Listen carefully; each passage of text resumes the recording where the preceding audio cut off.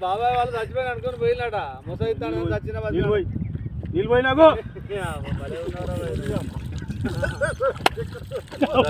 దీనికి మంచి రైట్ ఎందుకు పన్న వాళ్ళ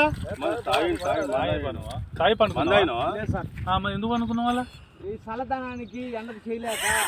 కన్నీకి ఓడిపోయి వచ్చిన కన్నీకి పొయ్యి ఓడిపోయి వచ్చిన గెవలేక ఏం చేసావు 10 రోజుల నుంచి గణేట్ చేత నాతో గట్టించి నా కష్టం దోచుకొని గణేట్ రాయ్ నాకు అంటే డబ్బులు ఇచ్చారు కానీ శ్రమ